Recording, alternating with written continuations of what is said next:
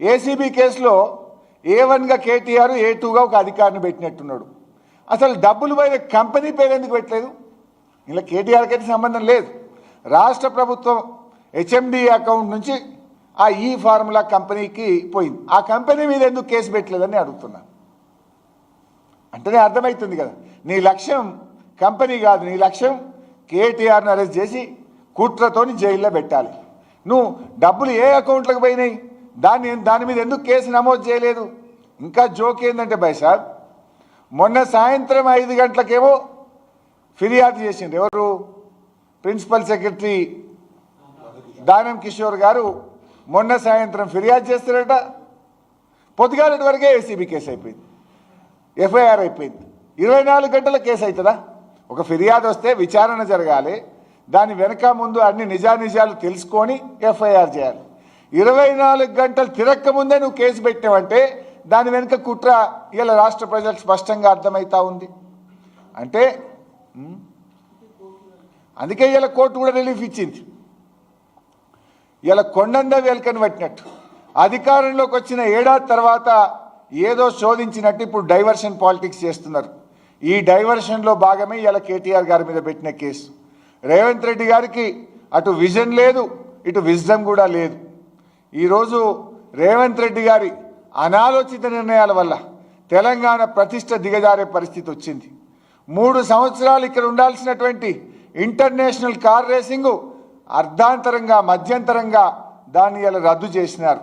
మీరు రద్దు చేయడం వల్ల హైదరాబాద్ తెలంగాణ ఎకానమీ సంవత్సరానికి 600-700 కోట్లు దెబ్బతిన్నది.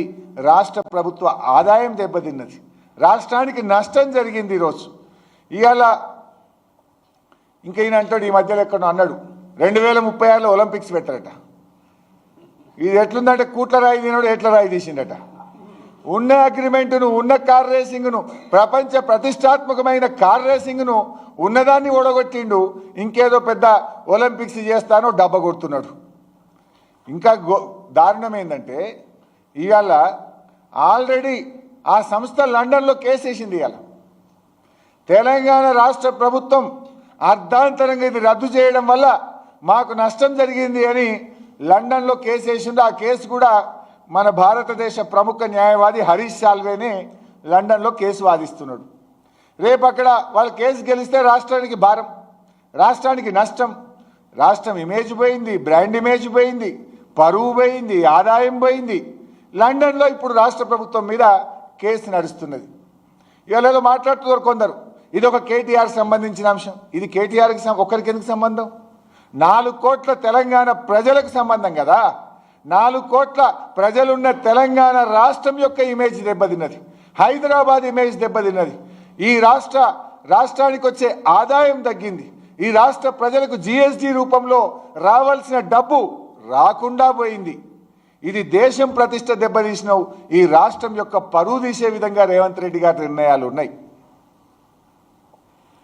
ఇవాళ రేవంత్ రెడ్డి గారు మాట్లాడినటువంటి పిచ్చి పిచ్చి నిర్ణయాలు, అంటే విజన్లెస్ చీఫ్ మినిస్టర్ ఒక రకంగా చెప్పాలంటే.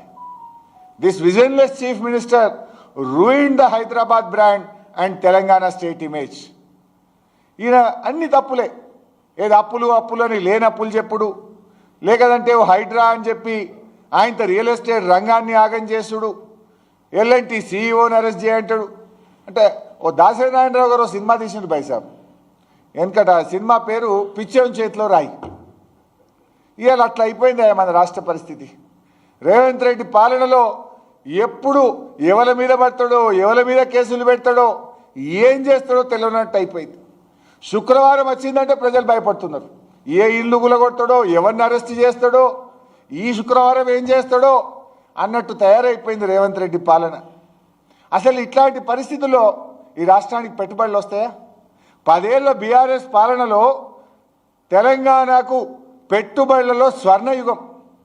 అసలు IT ఎంత పెరిగింది, ఇండస్ట్రీ ఎంత పెరిగింది, ఎన్ని లక్షల ఉద్యోగాలు ప్రైవేట్ రంగంలో తెచ్చాం. ప్రపంచంతో, దేశంలోని ఇతర రాష్ట్రాలతో పోటీపడి తెలంగాణను అగ్రగామిగా నిలిపినాం. కానీ నీ పిచ్చి పనుల వల్ల ఇట్లా చేస్తే ఎవడన్నా హైదరాబాద్లో పెట్టుబడులు పెడతాడా?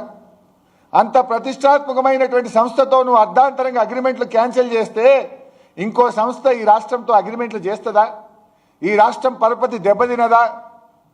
వస్తుండొచ్చు, ఎవరైనా వస్తే నీ బినామీలో లేకపోతే నీ దోస్తు అదానికి ఇట్టవడం రావచ్చు, కానీ ఇంకెవడు కూడా ఈ రాష్ట్రంలో పెట్టుబడులు పెట్టే పరిస్థితి అయితే ఉండదు. నువ్వు దెబ్బతీస్తూ పోతున్నావు. ఇవాళ రేవంత్ రెడ్డి ఇందాక నేను అన్నట్టు శుక్రవారం వస్తే కేసులు ఇక ఎవరు నుంచి పెట్టిన ఆయన నువ్వు అసలు కేసులు పెట్టిన వాళ్ళు ఉన్నారా రేవంత్ రెడ్డి మీద?